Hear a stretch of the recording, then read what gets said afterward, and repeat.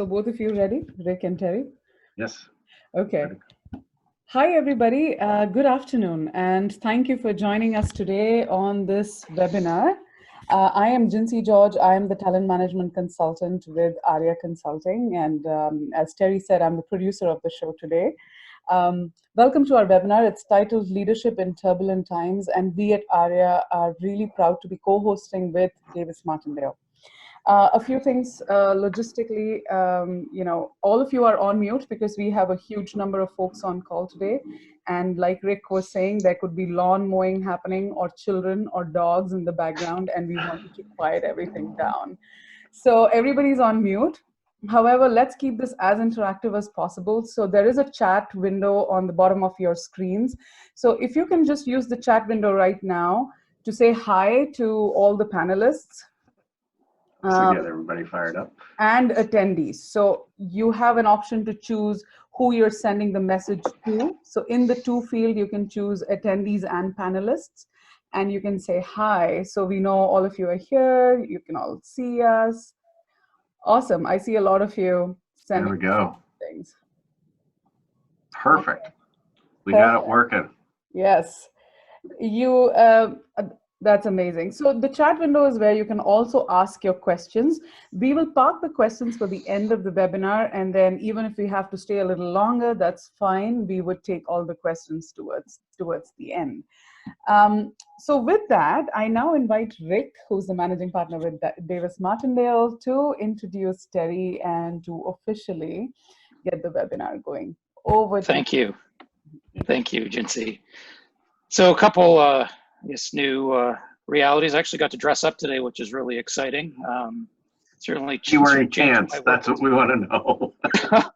Yeah, 100%. Yeah, I'm not perfect. Not like that news reporter last week in the States that did the news.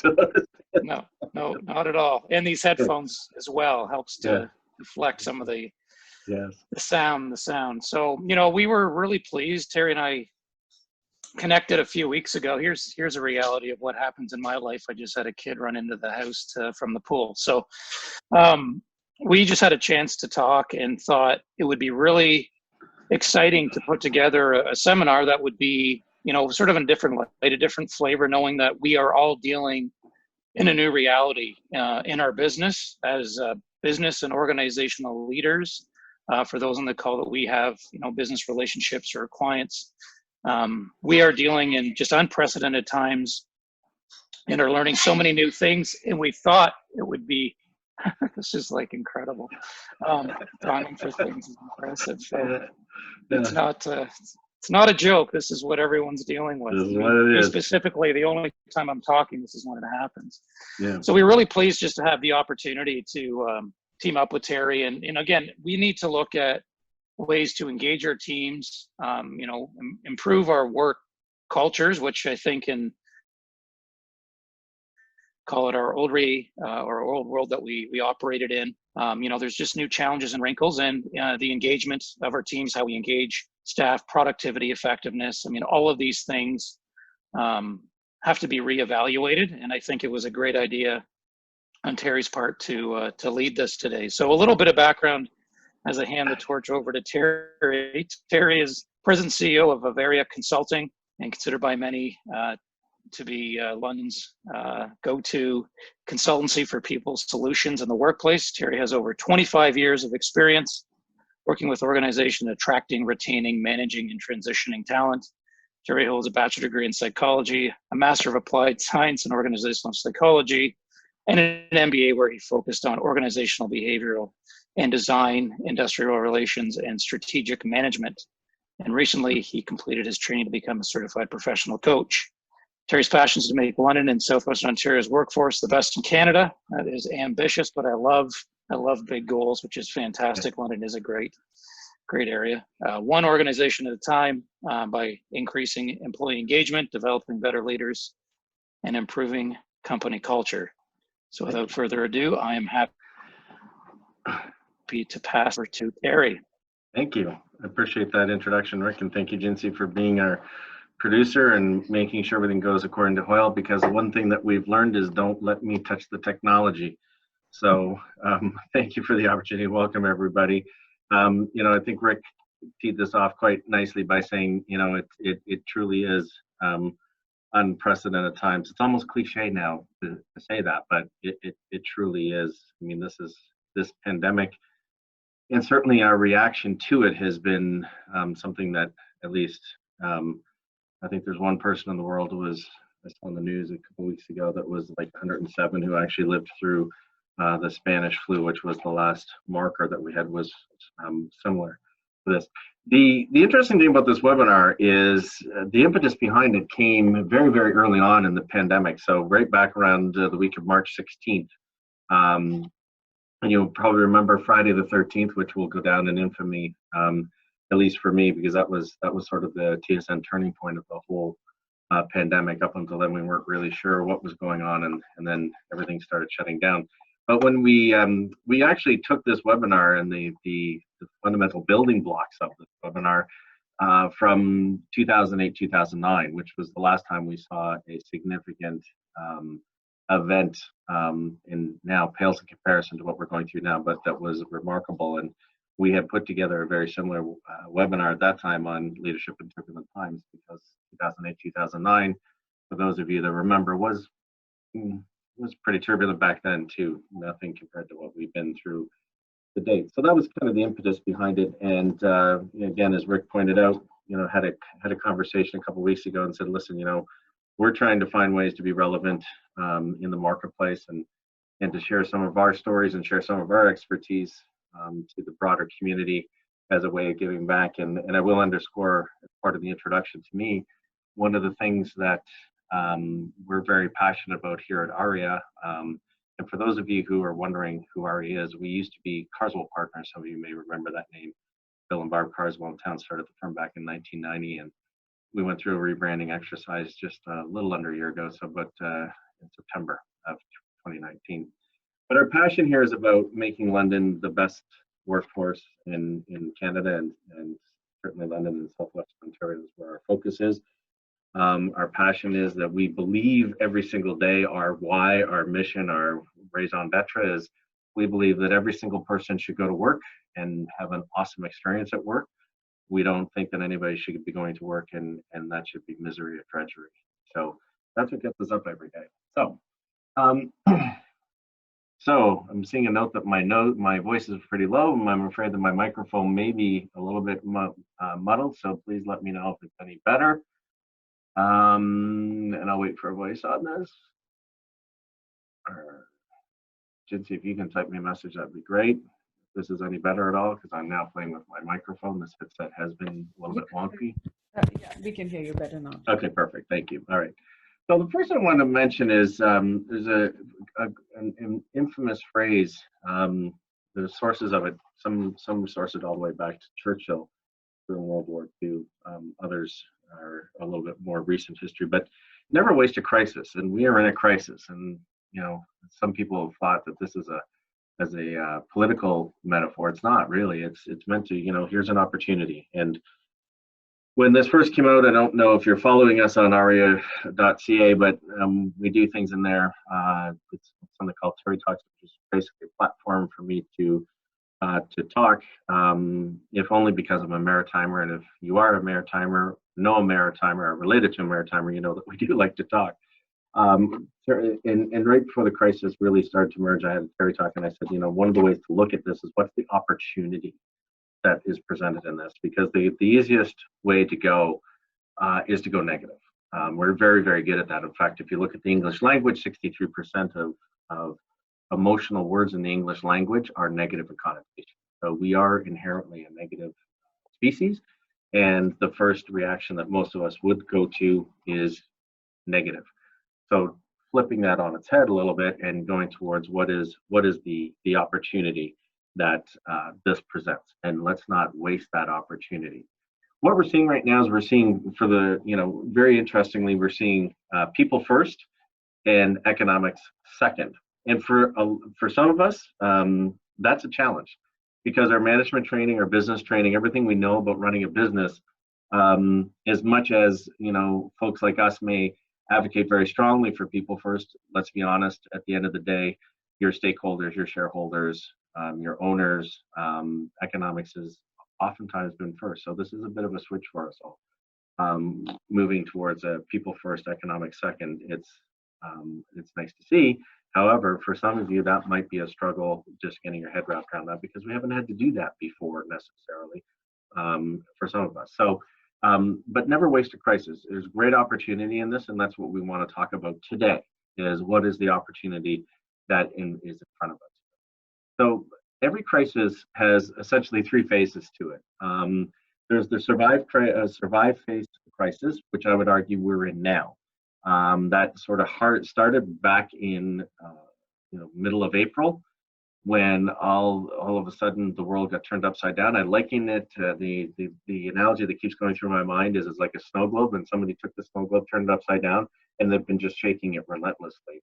And we keep waiting for them to put it back down on the table so that the flakes can settle back down and we get back to the way things were.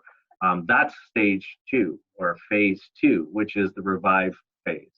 And then, of course, after that comes the thrive phase. So we are currently in a state of uncertainty. Uncertainty is everywhere currently.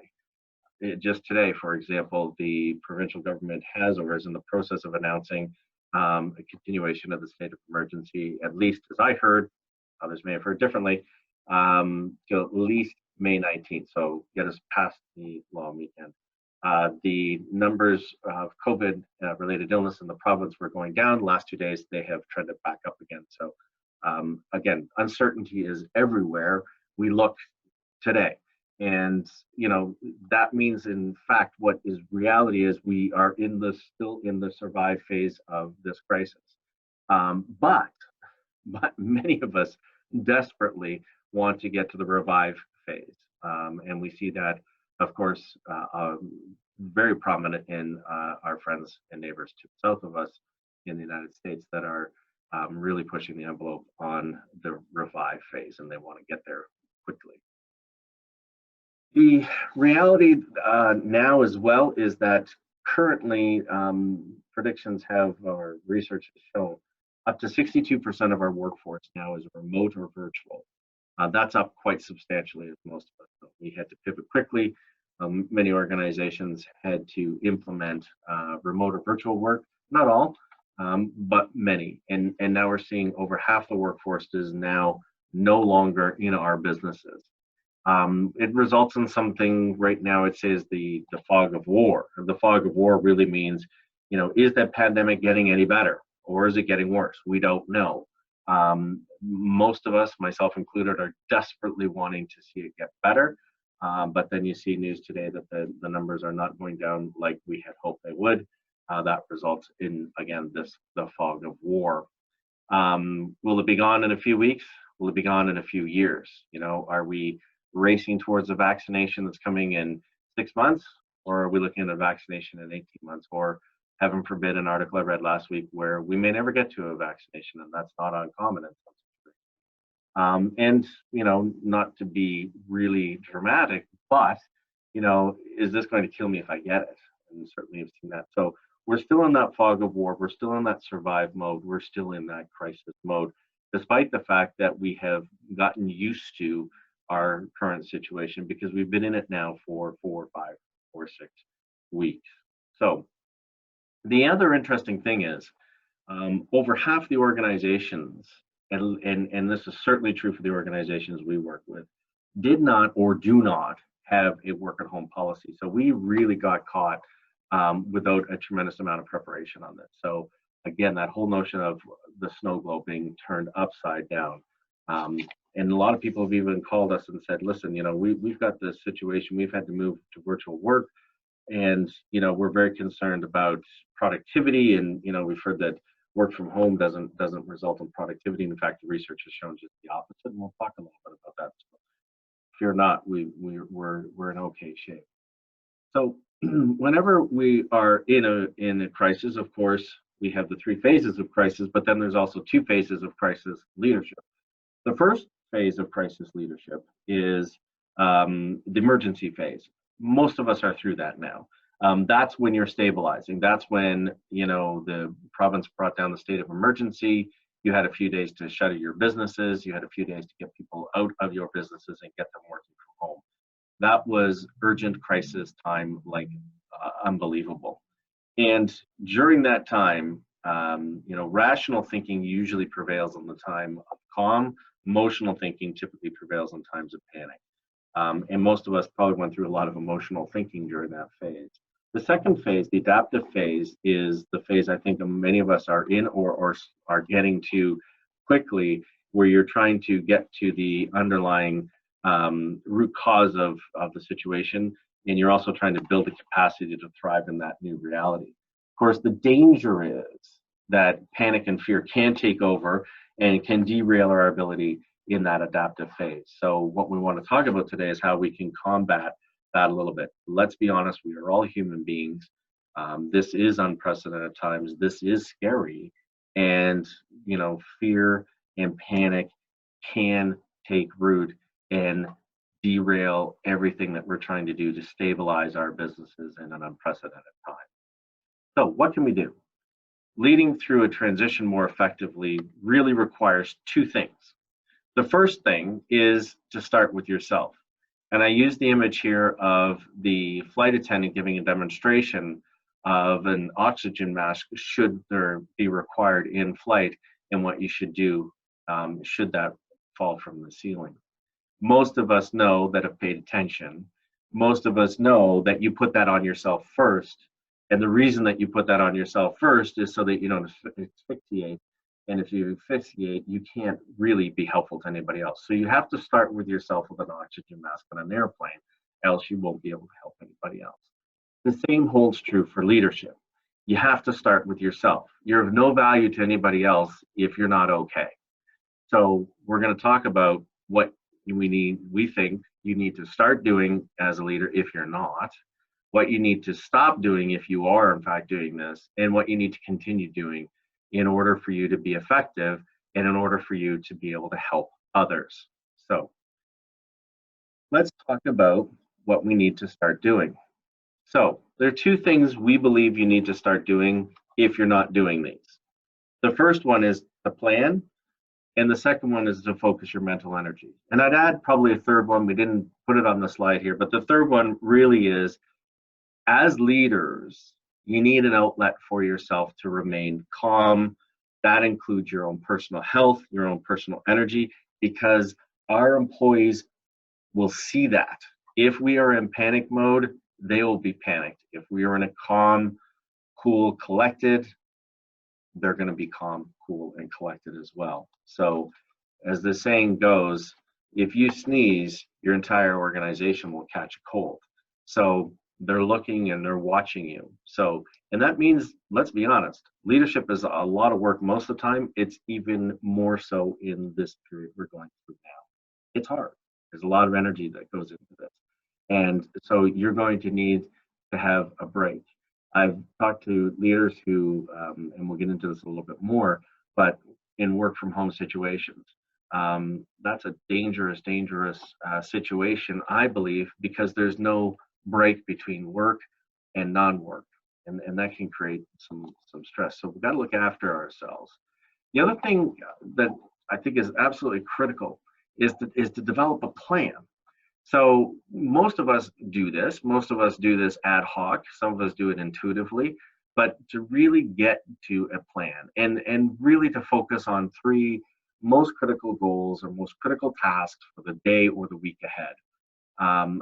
I think it's too difficult right now in this environment to try to be making big, grand, long-term plans because we just don't know where things are going. That doesn't prevent you from having a general sense of where things are going. For any degree of specificity right now, I think is probably difficult to do.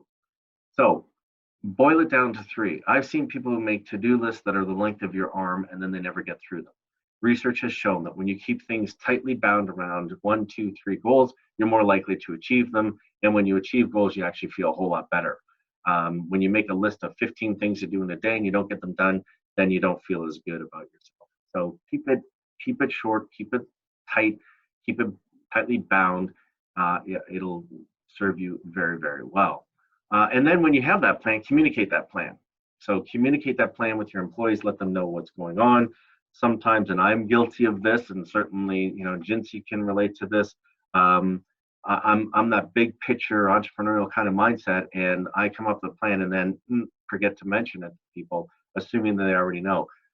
And that's even when we're in an office together. So imagine now where we have our team working from home, even more difficult. So we've got to get into that phase or that mode of communicating. And when you communicate it, you communicate again. We'll talk more about that in a minute. And then I think this one's important. Ask for help. Ask for help. Don't get burned out. Too many leaders are stoic. Too many leaders think that it's beneath them or it's a sign of weakness to ask for help. This is a sign of good leadership, knowing your limits and knowing when you may have hit those limits and reaching out. Let's be honest. If you're on this call today as a client of Davis Martindale, you reach out to the group at Davis Martindale because let's be honest, accounting, at least for a guy like me, is an entirely different world. It's Greek. So I reach out to the experts like Rick and I say, hey, listen, I need your help on this. So that's an obvious one when we can talk about something that's foreign for a lot of us like accounting. But let's be honest, some of the other things that impact our business are difficult as well. How do I interact with employees? How do I deal with situations where somebody's upset or whatnot? This may be foreign to us. We may not know exactly what to do. Reach out, get help on those sorts of things. The other thing too that I think is absolutely mission critical is to focus your mental energies. And where are you focusing your mental energies? I make a joke. I teach business at Wilfrid Laurier University in Waterloo. And one of the things I joke about in my class is I say everything in business can be broken down into a 2x2 matrix. So here's a 2x2 matrix for you. So in the columns is what you can control or what you cannot control. And in the rows are what you are thinking about or what you are not thinking about. And of course, it makes a beautiful 2x2 matrix. So when you are thinking, when you're actually using your mental energy and you're focusing on the things that you can control, that you have control over, well, that's constructive problem solving and opportunity seeking. That's good stuff. That's a good use of energy. However, if you're thinking about the things that you have no control over, that's endless worrying. So, and a lot of us right now are in this box. A lot of us are thinking about things that we have absolutely no control over. We cannot control, where this pandemic is going to go. We can't control how it's going to get spread. We can't control how we can prevent it from happening, but we don't know. We can't control when the business is going to reopen, when the government's going to make decisions. So, when you're thinking about, well, how am I going to influence that? You just simply can't. So it may not be the best use of energy, or it ends up with endless worrying. When you're not thinking about things you can control, well, that's missed opportunity, or we like to say living in a fantasy world or denial. So when you're not thinking about the things that you can't control, what a missed opportunity that is. And then, of course, when you're not thinking about things you have no control over, well, that's just really good conservation of energy and a good understanding of the reality that you're in. So we're really trying to get people moving up into that box around thinking about the things that you can control. And one of the things that we strongly advocate in all of our leadership sessions that we do is to actually take a piece of paper or a computer screen or whatever and have two sides to the coin. On the one side is to list all those things that you have control over. What are they? List them. Important. Don't leave it up here. If you leave it in your noggin, it may not see the light of day. And let's be honest, our brains have an uncanny ability to fool ourselves into thinking things that aren't necessarily true. So write it down. What are the things that I can control? And obviously, what are the things that I have no control over? It gives you an incredible line of sight in terms of helping you focus your mental energies at a time when you are stretched anyway. That resource, that mental energy resource is being stretched right now because you have to be on your game all the time. And really, it's about shifting your center of control from an internal control, which is solid and good, which is, I believe that I have choices, that I can take action, I can do something about things, versus those of us who are more external control, which is somewhat unhealthy because we tend to blame, it's not my fault, I should have done this, or it's a weakness, I can't do this, it's impossible, or this is just fate, I knew that, this would happen eventually, or wishful thinking. We want to get over into that internal control point of view. And the good news about this is your center of control is something that is learned. We can actually teach ourselves how to do that. How? Quite simply because our beliefs control our thoughts, and our thoughts control our feelings, and our feelings control our actions. So if we believe we can, we can. It goes way back to when you were a child. And some of you may remember the story. I know I do vividly because I was a big train buff as a kid, but the little engine that could. I know I can, I know I can, I think I can, I think I can. That actually resulted in actual success. So it's something that we can get our heads wrapped around. So we strongly encourage people to be doing that. Now, that seems a little trite, it seems a little perhaps, but it's an exercise that I think is incredibly valuable for any leader at any time to go through, but especially at a time right now where we may be really taxed, our mental energy may be really taxed. So let's start doing that. What are some of the things we think you should stop doing? Well, there's a couple. The first thing, and we sort of alluded to it for those of you who joined early and heard the back and forth that Rick and I were having, and that is, can we please stop referring to this as the new normal? This is not normal. This is not normal, the situation we're in, where we are social distancing, physical distancing. Not normal because human beings are hardwired to be social creatures. We have for for thousands and thousands of years. You go back to the very early history of human beings, and we lived in tribes for a reason. Of course, it was helpful for us to be banding together from a distribution of labor point of view, but fundamentally at our core is intimacy and connectivity. It is the normalcy of the human condition. So to suggest for a second that physical distancing, working from home, talking through computer screens is normal, I think is complete BS. I don't think it is normal at all. So let's not call it the new normal.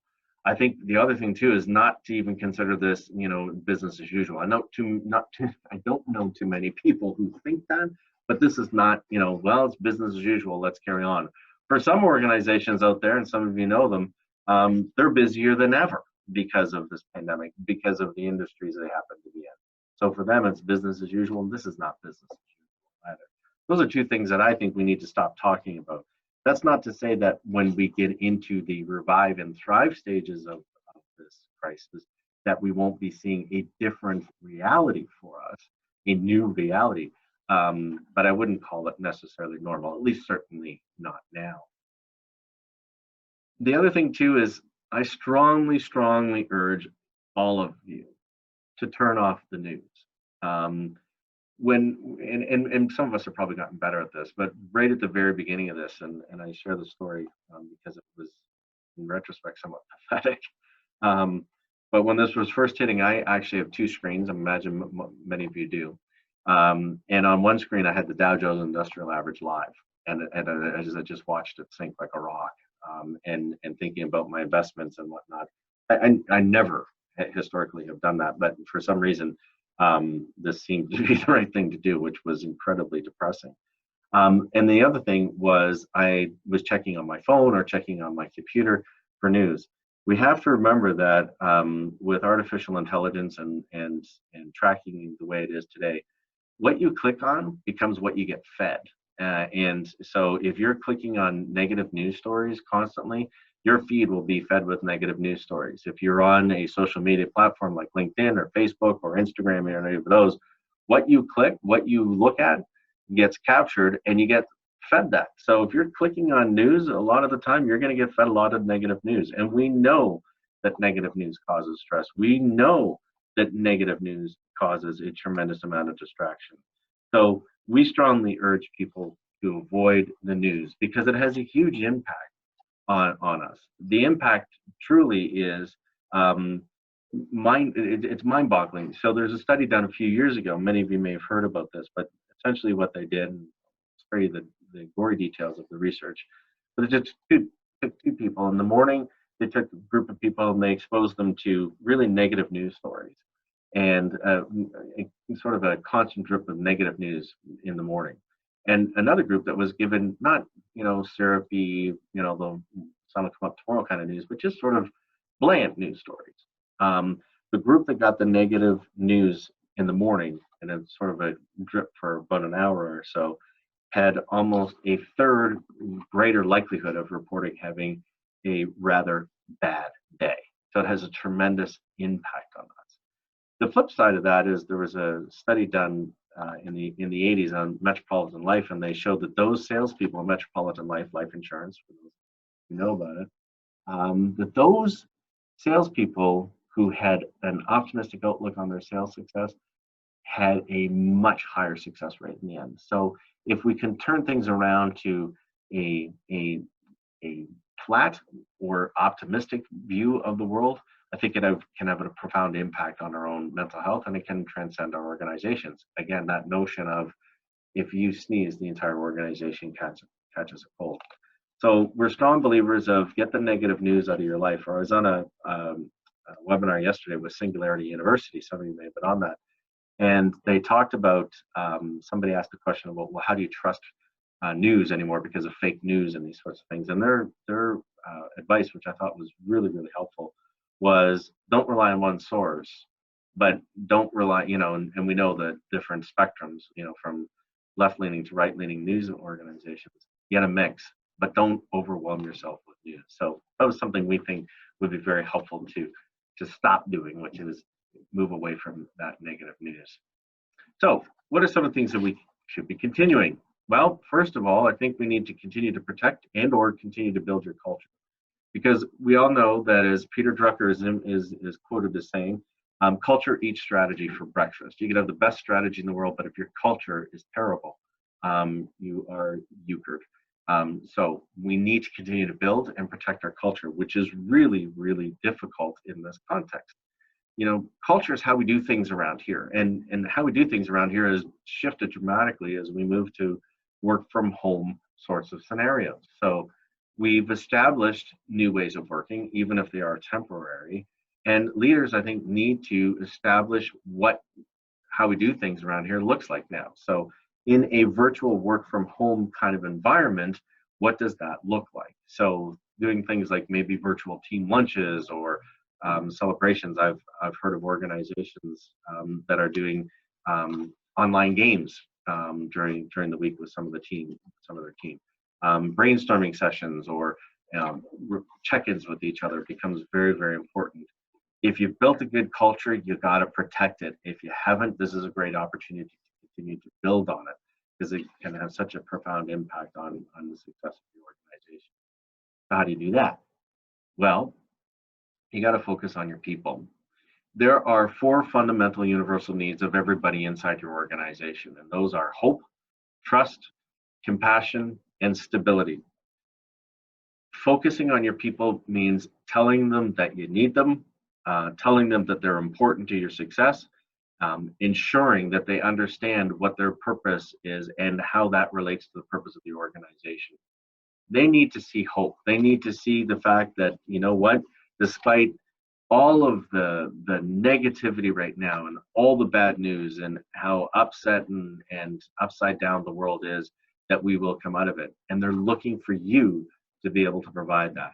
They're also looking for trust. They want to ensure that the people who are their leaders, that's you, that those are people that are telling them the truth, that are forthright and honest with them. And those same people, those leaders, you on the call today, are showing a high degree of compassion for them, and also at the same time providing stability, even when your world may be turned upside down. So that becomes really critical for the success of stabilizing your culture, which is so incredibly important to execution of your strategy. So empathy is one of the key skills that is going to serve you well as you navigate through this crisis. In fact, we believe that CEO now really stands for the Chief Empathy Officer. And that is remembering that your employees are human, they have fears, they have anxieties, they're just like you in that context. Everybody is feeling stress, confusion, fear. Everybody is in a state of upside down. So walk a mile in their shoes. Check in with your employees. It was easier when they were in the same building as you. It was easier when they were in the office next door to you. Now, it's difficult. Work from home, go back to that notion of normal, if you've been on these calls with your teams, if you've been on calls where people are working from home, this is not normal. We have, parents in our organization with young kids that are hanging off them in the middle of a phone call. We have cats that, walk across a computer keyboard, or dogs in the background that are asserting their territory and barking their fool heads off. We have, in Rick's neighborhood, construction workers. We have a complete different world than we would have at work. We made a joke for those of you heard at the very beginning of this. Some of us are, still maybe making sure the upstairs is okay, but we may be in drag pants and a pair of shorts down below. This is not normal. It's not real. And working from home is chaos, is absolute chaos, because now we've asked our employees that their sanctuaries, their places of respite, the places where they go to unwind from work, we're asking them now for that to become the workplace. Where's the boundary? It's completely blurred. So it is a tough situation that our employees find themselves in. Interestingly, prior to this crisis, only 40%, maybe I should flip around and say at least 40%, of employees thought their boss cared about them. That means 60% of employees out there felt their bosses didn't care about them. We can't let that number go any lower. So let's not let that get any lower. When people feel a sense of safety and they have a sense of trust and empowerment, guess what? They will go to bat for you. They will be there for you, and they will help your organization rewrite itself when we come out of this. So let's show them that empathy. Let's walk a mile in their shoes. Let's realize that, yeah, work from home is chaos, and let's celebrate that chaos for what it's worth. Communication, of course, in any situation is always key. Early and often communication is absolutely critical. Often is, I'd underscore that, bold, italicized, blinking, whatever we could possibly do. Communicating often is absolutely critical, and it has to be honest, and it has to be transparent. A lot of people are talking about Governor Cuomo in New York, because his message is, at least appears to be on the surface, without getting into any politics, it appears to be honest. He's transparent, and he gives that information early and honest. He is a very strong communicator in this crisis. And also, highlighting trust and hope and and compassion and stability becomes really important as part of that communication. So also great opportunity in communication, continually reminding your employees of the purpose of the organization, which they thrive for, and how they fit into that. I love this quote. It seemed right to put it here from C. Northcote Parkinson, which is, "The void created by the failure to communicate is soon filled with poison, drivel, and misrepresentation." If you aren't communicating enough, and that holds true for, when we're in that normal workspace, when the person's next door, just down a few doors down, there's a lack of communication. Nature abhors the vacuum, and guess what? It gets filled in with all kinds of nuances. Communication becomes really important. So now we have the added burden of having to communicate with our employees and communicating with them regularly, and they're at a distance from us and not readily available necessarily. I'd also argue communication is about listening. We've heard the story, you got two of these and one of those. So open your ears, talk less, listen more, and listen to the people who are on your front lines. They know what's going on. They can give you great insights into what's happening in the world around you. Also, look for ways to tailor the work of your employees. Some of us have had to lay some people off. Some of us have people that are unable to work. Maybe they're in a self-isolation. Perhaps they are threatened by the virus through some medical conditions and whatnot, and are unable to work, which means we have people doing more work with less people. That's probably reality. So look for ways to tailor the work. Look for those creative opportunities to align work with individual strengths. And let's not stick work on people where that might be not the greatest forte. It's just going to frustrate them. It's going to frustrate you. There's a little thing called job crafting. When you tailor the work to individual strengths, great opportunity for us all to be embracing more of that. And also give employees control. A little thing called agency. Agency is that the capacity of individuals to act independently and to make their own choices in life. So remember, a few weeks ago when it was almost impossible to get hand sanitizer and impossible to get toilet paper. Well, that was agency at play because it was one of the few things that people felt they had control over, so they could go and hoard things. So I'm going to buy up a bunch of toilet paper, to buy up a bunch of hand sanitizer because it felt like something that they could control. They couldn't control what was happening around them. They couldn't control the stock market. They couldn't control anything, but that they could. That's called agency at play. So guess what? Give your employees the control that they need. Give them the autonomy that they crave in order to make decisions. That doesn't mean you're abdicating your responsibility. What it means is they're going to be in a much better position and give a lot more as a result of that. Agency is a huge thing inside organizations. And of course, decision making, the next one, your own decision making.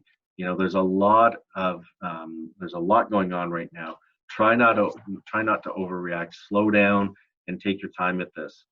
This is not a time for rash, immediate decisions.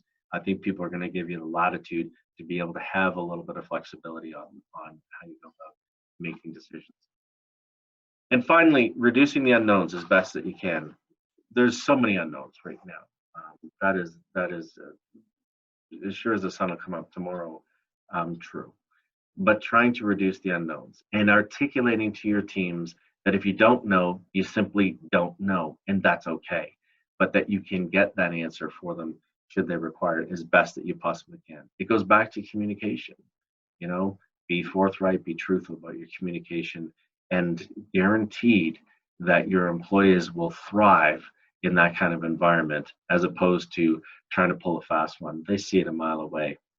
So those are sort of some of the things that we thought were important for to restate for a lot of you, the components of leadership, maybe some of the information new for some of you. A couple of just parting comments before we get to questions and comments, but get some sunlight whenever you can. Sunlight is, today would be a great day for it as an example. Sunlight produces a little thing called serotonin, and serotonin actually lowers your blood pressure and also lowers a little thing called cortisol, and cortisol is a stress hormone. So sunlight is actually really, really, really productive for you, really helpful for you, especially in high stress situations. I don't know about you, but this past weekend was marvelous. It was glorious outside. The ability to get outside was just so incredibly welcome. And just having the warmth of the sun and the brightness was just, it was like night and day. I shudder to think what this weekend brings because it looks like it's not going to be very good. But if it is sunny, let's at least open the shades. The other one too, and this may seem a little bit, I don't know, well, it's sort of telling you what to do. Get plenty of sleep. Oh boy, we could have a whole webinar on this one. Sleep is absolutely vital. It's absolutely critical to your mental health. It helps with productivity. It helps with focus, your creativity. Too many of us are going to bed at night with our smartphones, which is blue light, which is just very disruptive to the creation of melatonin, which helps us get to sleep. So if you're sitting there on your iPhone or on your laptop or on an iPad or whatever, you're wrecking your ability to sleep. Sleep is so incredibly, hugely important. In fact, I just read an article before coming on this webinar about how one of the outcomes of this pandemic we're in is people are having a lot more difficulty sleeping as a result. I think in part because a lot of us are working from home and we don't have the ability to turn it off. So that's kind of interesting. But get your sleep. Sound like my mother now. But anyway, so, and then of course, let's keep calm and wash your hands, and keep calm and keep your physical distance. So hopefully some good insights in that for you. We welcome the opportunity to take some questions and comments. We appreciate the opportunity to present some of our thoughts around leadership in turbulent time. And I'll ask our producer, Jinsi, to stick handle the last few minutes we have together. Thank you, Terry. We already have our first question, which is, would we make the slides available? And absolutely, yes, for sure, 100%. Question for today. Yeah, that one's easy. No, so correct. So we would have the recording of this webinar shared with all of you, also with those who did register but could not attend. So in the recording, you will obviously have Terry speaking. You will have the slides to look at. So Yeah, absolutely, 100%. You can share the recording and Yeah. with anyone. Yeah. Okay, we are waiting for more questions to come in. All right.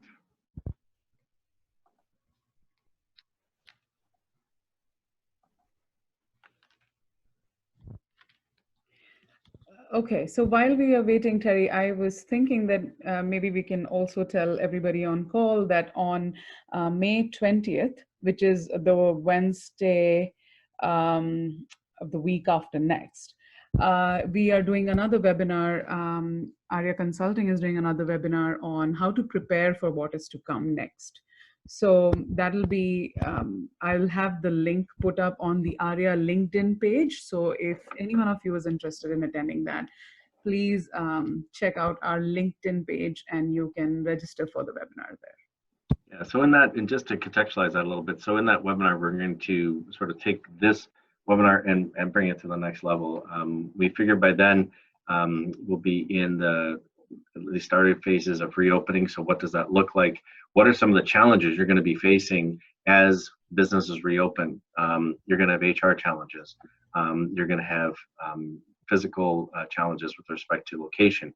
You're going to have technology challenges. And what are some of the things you can start preparing now for when the green light does get, when you do get the green light to reopen? So some interesting challenges there. So yeah, thank you, Terry. While you were talking, we had a flood of questions come in. Oh my goodness, look at that, great.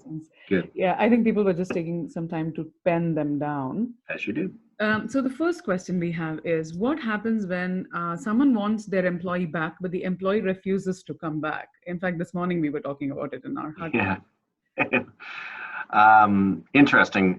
So obviously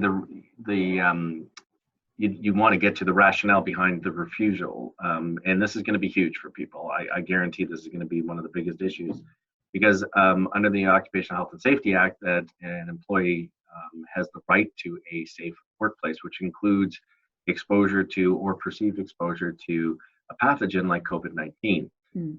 And so it'll be interesting to see where this nets out. I don't have any specific advice except to say that, if you have a health and safety committee, that can be helpful because they can be part of articulating why it is a safe workplace. The documentation becomes important as to the reasons why somebody may or may not want to return to work, and why it may not be a safe workplace, and trying to navigate through that. I can tell you there's going to be absolutely no easy solutions to these kinds of scenarios. But as always, I go back to what we just talked about here, which is open, honest, continual, frequent communication around what you're doing to mitigate all risks inside the workplace. At the end of the day, there will come down to some situations where if somebody, for example, stops communicating but just refuses to come to work, that may be a forfeiture at work. There's going to be 101 different nuances that come out of this. So not sure if I answered the question specifically, but suffice it to say that I think there are some steps that you can take. And as always, communication becomes your best friend in terms of getting to the why. The why, yes. Thank you, Terry. We have the next question, which is a great one, my personal favorite here, which is how do, so the person says, I know many employers I've spoken to are worried about how to monitor their employees while working from home. The person also says, I'm of the belief that as long as results are being met, monitoring isn't crucial. Right. What are your thoughts? Yes, I would agree, as long as results are coming through. And even if results aren't coming through, this is where I'd say communication becomes really, really critical. One of the most disconcerting things I heard in the past week was a couple of firms out of Silicon Valley that are building surveillance software for your systems in your organization, so you can actually keep tabs on your employees as they work from home. Wow. Trust just went out the window. Remember the 4 pillars we talked about: hope, trust. Let's face it, if we're at the point where we have to surveil our employees, I would suggest there are bigger issues at play here, like perhaps culture might be at play. I'm a strong believer of, there are three things that every employee wants. And I'll do it this way, because if I start lowering my fingers, it's going to get awkward really fast. But number one is they want autonomy. That's that agency thing we talked about. Number two, They want mastery, and that is the ability to be very, very good at their craft. And the third thing they want is purpose. If you get that trifecta and enable that inside your organizations, you're never going to have to worry about anybody executing well for you if you give them those three nuggets they're looking for. Probably of those three, that is most critical, and we're seeing that more and more. And let's talk about them. This has really come to the forefront with our millennials and our Gen Zs organizing or coming into organizations. They are purpose people. They want purpose. If you've got those three things in spades, you don't have to worry about monitoring employees. Now, there's a difference between monitoring and checking up and checking in. Checking up is how you doing or what are you doing? Checking in is how are you doing? So let's move to the how are you doing? Is there anything I can be doing to support you? That's enabling and supporting people. I think you get better results. Thank you. So that's autonomy, mastery, and purpose. You got it. Thank you. Terry, the next question we have is, what is your advice on balancing between consuming too much negative news and the need to stay on top of what's happening, right? Changing scenarios related to operational planning, etc. Right. Yeah. So there is a balance. I think that I'm probably a good case in this. So at the beginning of this, I had 3 or 4 different news outlets open on my computer screen. I had the Dow Jones Industrial Average on my computer screen. I got to be honest with you, and Jincy can probably attest to this. I was a basket case. I mean, I was, it was just crazy. And so I think the important thing is limit your consumption. So a daily brief in the morning is all you really need. Figure out the things that are most important to your work. Do you really need to know how many cases there are in the province of Ontario day over day? Probably not. Do you need to have a general sense of where the trend is? Sure, that gives you a sense of where things may or may not be going. But I think the key is, like anything else in life, it's moderation, and try to stick away from the negative news as much as you can. And also, when you come across a positive piece of news, share it with the world. There's some amazing things going on in this city right now. There are some just incredible things that people are rallying behind and doing.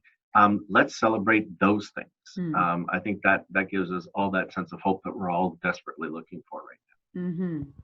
It's a great point there. Celebration, which we forget because of what's happening. Yeah.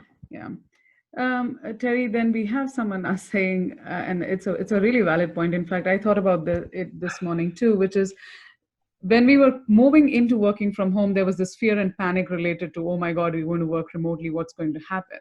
Right. Now there is this new fear and panic about returning to work.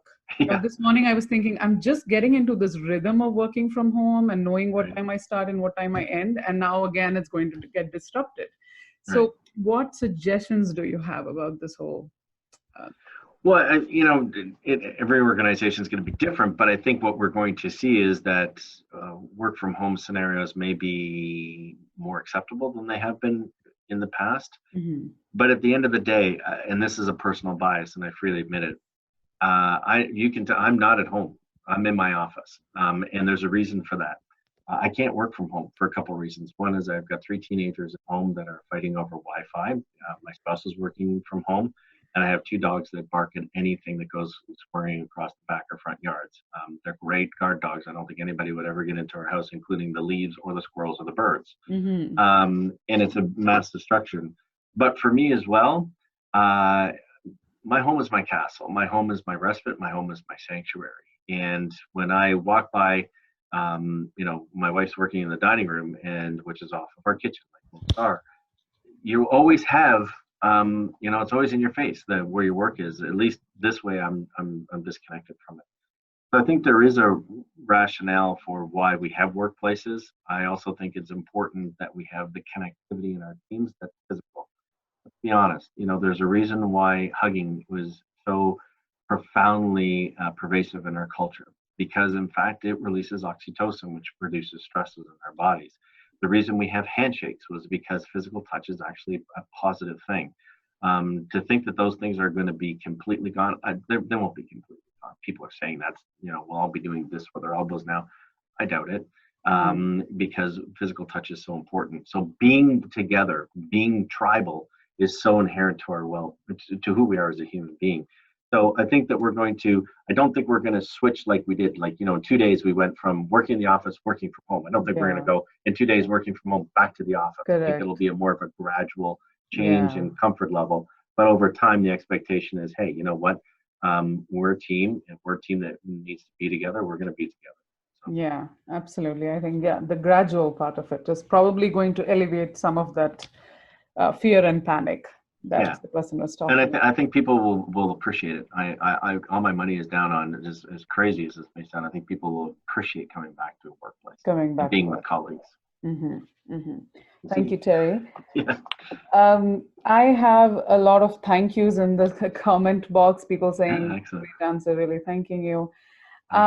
There's one question here about how do I strike a balance between being compassionate yet encouraging accountability? And the person says their team is franchisees and not employees. Right. So I would argue that's probably an in-depth conversation, but I would probably look to the gift of coaching. And there's two approaches to finding out information. One is sort of demanding an answer, and the other one is encouraging a deeper understanding. So, for example, Jinsey, did you get that done? Yes, no, binary kind of response versus, can you help me understand where you are in that project, and is there anything else that I can do to support you on that? And then get the response, and then of course say, well, what's getting in the way? What was your timeline? How are you meaning towards that? Asking more open-ended kinds of questions of individuals as opposed to command and control kind of punishment approaches.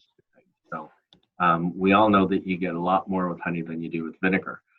So that's the kind of language and approach that I would try to take. Accountability can be there. It doesn't mean you have to be command and control to get it.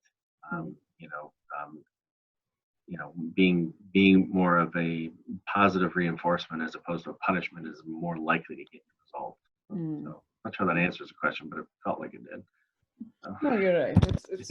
It's not just what you say, but it's also how you say it. How you approach it. It's really about the approach. And if you come at it from the point of view, no matter what, you can try and fake it with language, but if your point of view is they're gonna see it. So you got to go into it and open the mind. Absolutely. Yeah. So I think there's place for both authoritative command and control in some situations, while also choosing a coaching approach. And you'll get a lot further with it, I guarantee. These are great questions. Oh yeah, and I'm continuing to get questions. So we're staying here for some time. This is fun. Yeah. For those of you who would like to drop off now, thank you so much for joining us. We are going to stay here for a little more and take these questions. Thank you guys for joining us. So we have a question here which says, if my business isn't doing well, how do I communicate without causing panic? I think you'd be truthful. So here's the reality. Here's what a sensitivity analysis looks like. So here's our best case scenario, here's our worst case scenario, here's our likely case scenario. People know.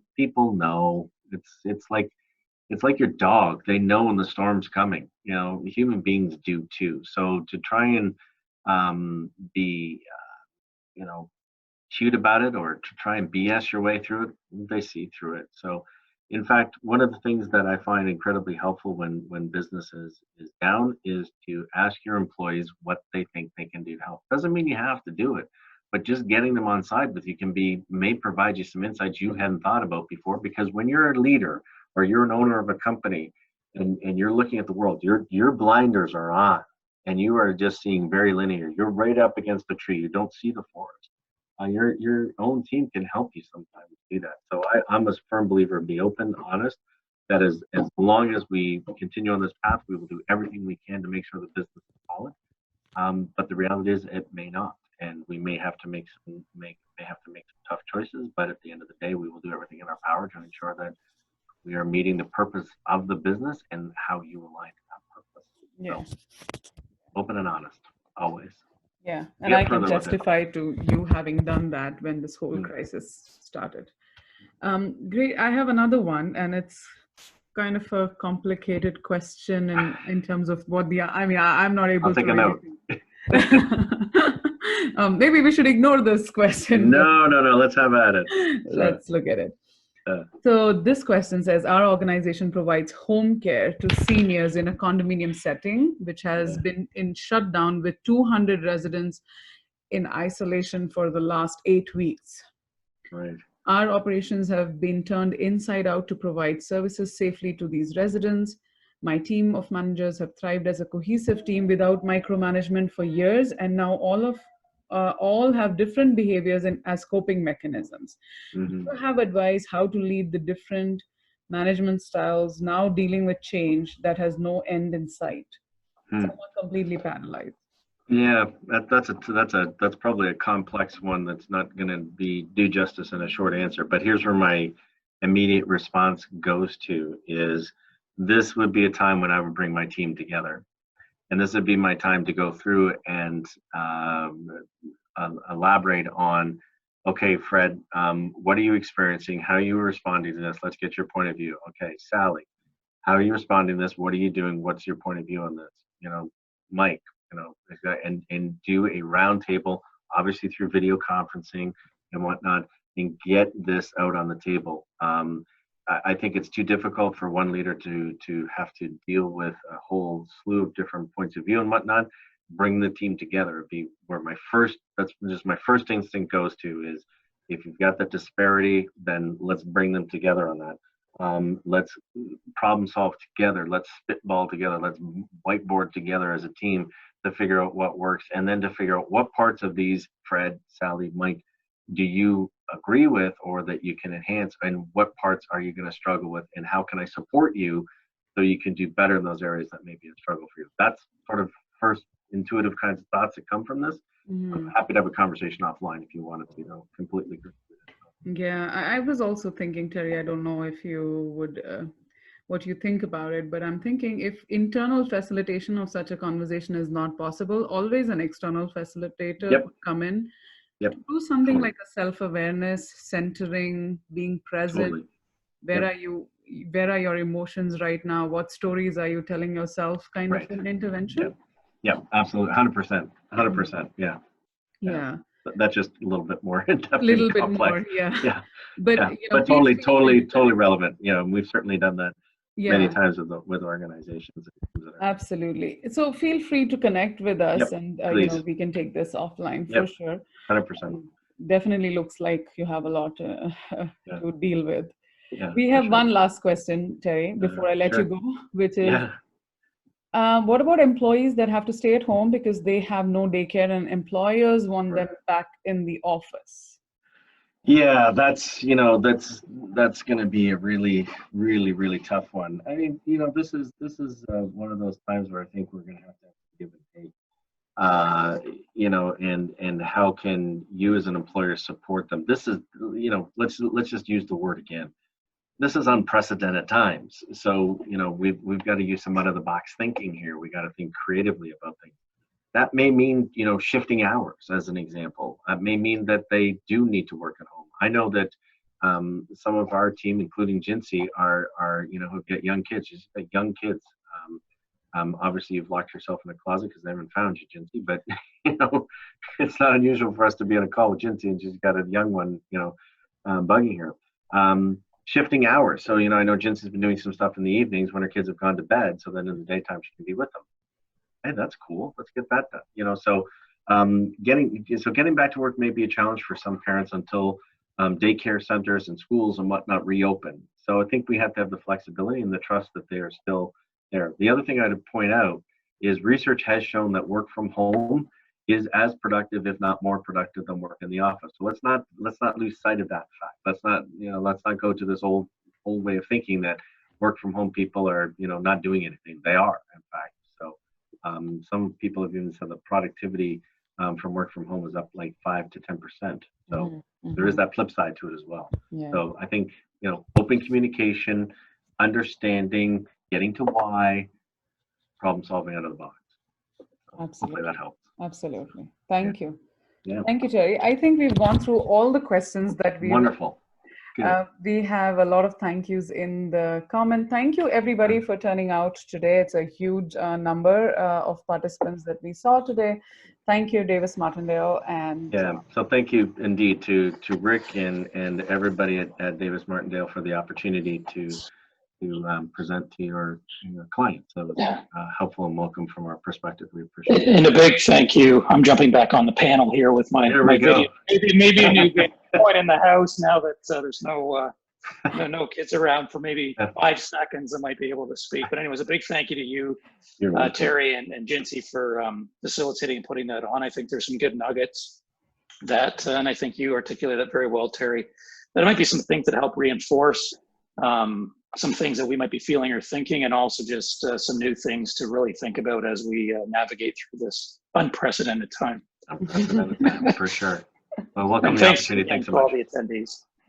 Indeed. Thank you, everybody. We wish everybody well. We hope that we get to revive and thrive sooner rather than later, and maybe meet on the lawn or the concourse of Westmount Mall with the rest of the Martindale team at some point in the fall. Lovely. Thank you, Look forward to Terry. that. Thanks, All right, everybody. You would have the recording in your inboxes tomorrow. Thank you. Okay.